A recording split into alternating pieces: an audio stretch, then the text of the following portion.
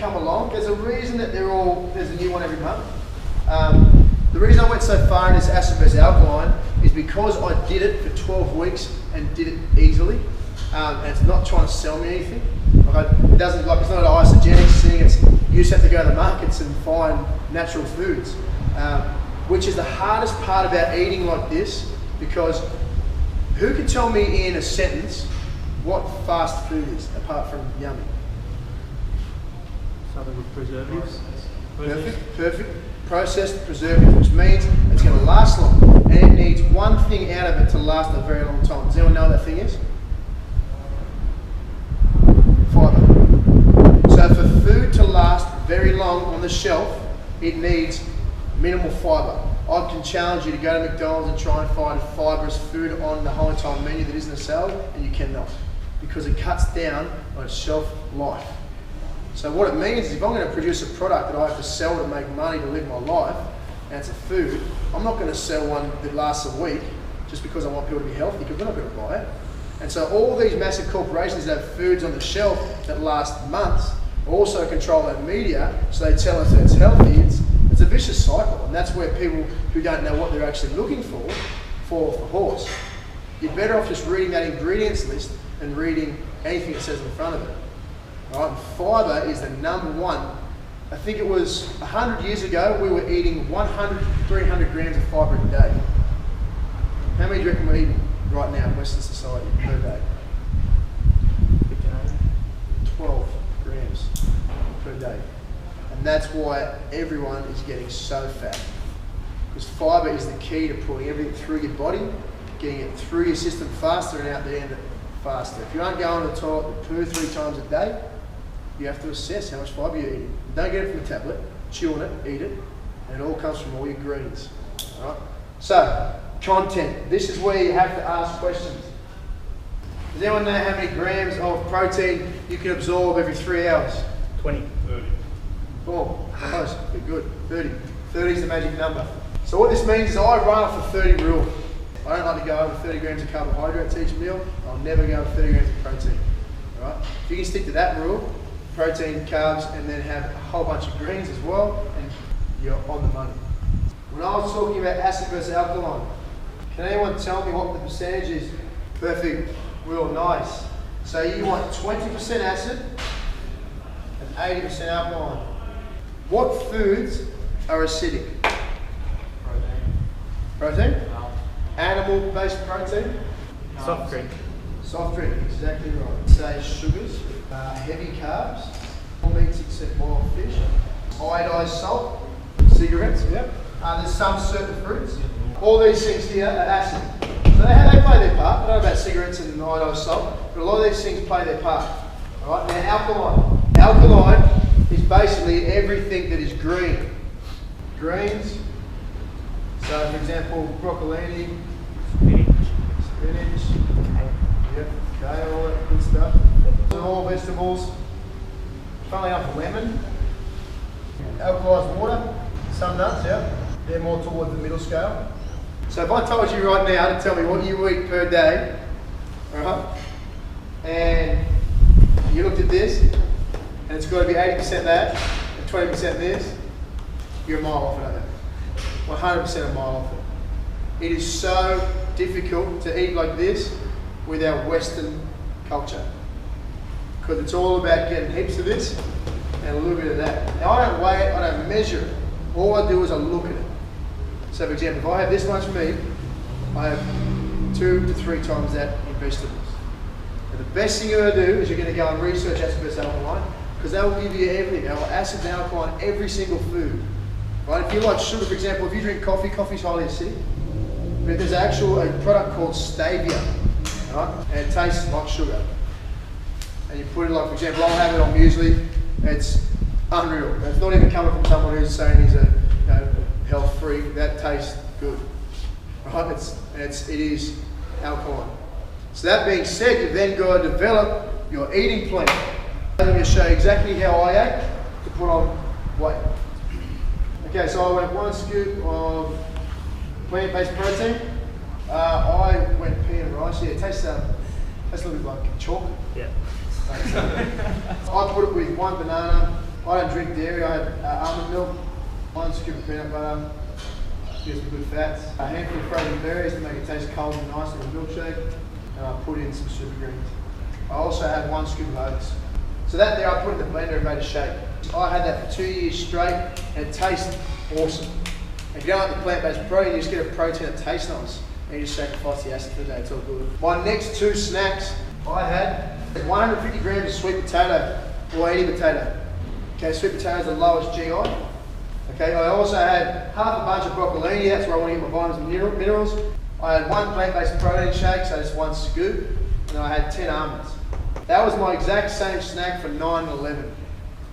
Okay, then at lunchtime, what I eat now for lunch is, you ever seen those little rice cups you get at the markets? You get these little rice cups at 40 seconds in the microwave. You get like rice and quinoa, you get rice and chia seed, brown rice, jasmine rice, white rice, all that stuff.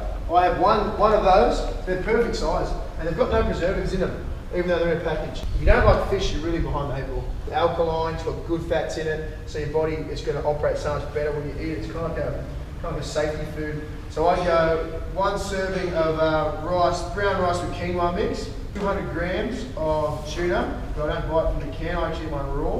1 bunch of broccolini, I just chop the stalks up so it's just crunchy, and I squeeze a lemon on top with sea salt. Serving of rice, I got my greens, I got my meat. I had lemon and salt for flavour. Sea salt's actually alkaline, iodized salt is not.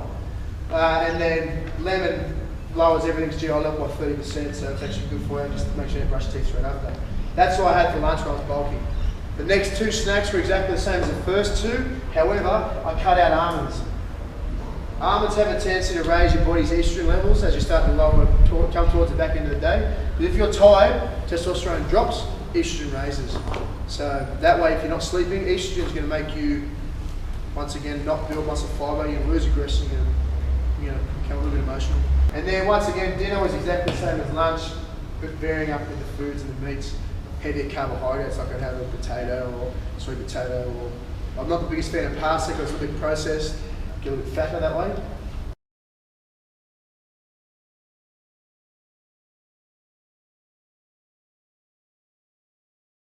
Okay, so here's the thing, this is what everyone's so worried about this.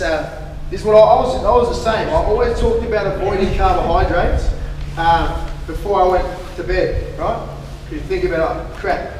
I want to give you a little bit of science here. Have you heard of glucose? Yeah. They're called substrates, right? Now when you eat a carbohydrate, even if it's white bread breaks down into glucose. Now it all gets broken down, this will be the liver. 80% of glucose, when it's absorbed, goes to organ function. That's why when you don't eat carbohydrates, you start to go a little bit loopy. Right, so 100 calories. You know what 100 calories is? So it's pretty good. So when it gets to the liver, 80% goes to the organs. The other 20 goes inside here for processing. Right, now it's another 18% of this. I think it's like, sorry, 18%, another 16 calories goes to storage as glycogen, carb loading. So it stays in your liver to be used for later. So when you train the next day, you're not going to immediately burn fat if your goal is to gain it off, but you're not going to store it as fat. The 4 calories that are left, going with fat stores. Alternatively, if you go to fructose, so let's say anything with sugar in it. So you've heard of sucrose. Sucrose is sugar. Now sucrose is 50% fructose. That's how it breaks down. So if there's 100 calories in the serving of whatever you're eating at night time, 50 calories has to be fructose. This goes straight in your liver and straight in your fat stores. All 50 calories from that, all of them. Okay? And then this goes through a similar process to this, and you'll end up with about 16 or 17 calories from that. Let's say you're at work and you've got 2 slices of toast you could eat. Or you've got a must stick. Those little pink things, those little lollies, right? So you eat, you think to yourself, nah, I don't want the carbs. You eat the must stick, you're like, nah, it's just a must stick, it's all good. They're 100 calories each. That must stick, you're going to get 65 calories from as fat straight away. That bread, you get 4. So carbohydrates late at night, provided your portions are controlled, so you're not going to have 9 pieces of toast. I have a serving of muesli before I go to bed every night. My old serving used to be half a bowl, now it's only 3 protein scoops of it. I think carbohydrates before you go to bed are fine. Just check the sugar content. Does it scare you a bit thinking about how easy it is to get caught up in the whole sugar? Like Gatorade, people sucking down Gatorades, that's horrible for you through the day. That'll just, most of that goes to fat. And people think, nah, just avoid heavy carbohydrates. We're the only mammal on the face of the planet that drinks another mammal's milk. So I've done a lot of research with a guy called Robert Lustig. Right? Now he talks about the immediate correspondence or correlation with dairy intake and metabolic syndrome. So people getting heart disease, diabetes, and they did a study on a lot of rats and mice. 50% of them take dairy in, and the other didn't. And mate, it was unbelievable. They immediately went straight up with all their heart issues, heart attacks, even inbreeding. And then they went, oh, well, let's see if this is just a thing. They cut it out, and it went straight down.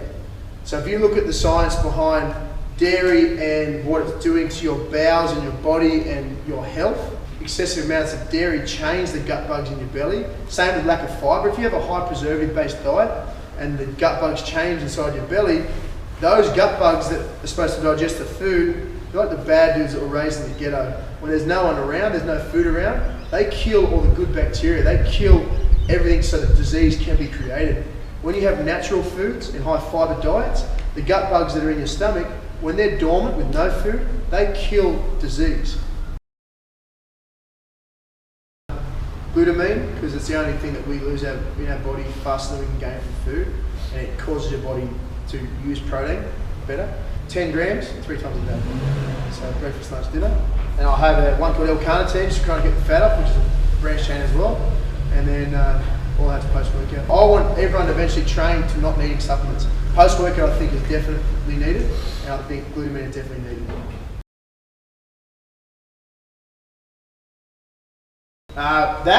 All I do is I would go, for example, what I'm eating right now, okay? Breakfast exactly the same. I never avoid carbs at breakfast. I think it's 150 mils of my Ski Delight yogurt, 2 scoops of the non-toasted muesli.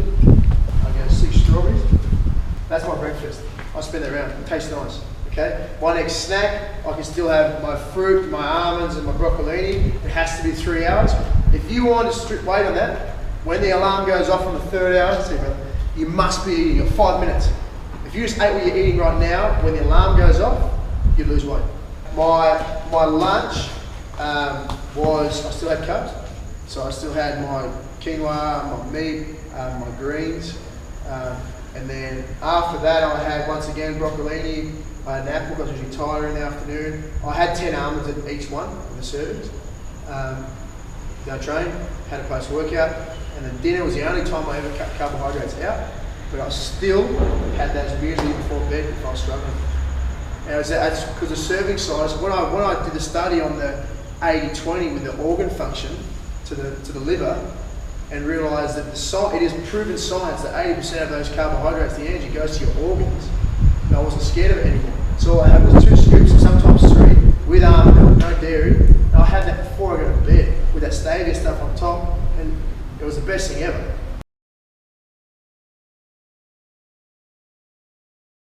Immediately when you finish, you've got a 45-minute window.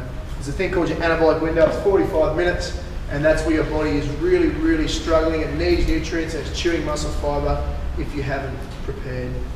So I go, and I don't train for more than an hour ever. And as soon as I'm done, I punch it in here. Always make sure there's something to here. Nice.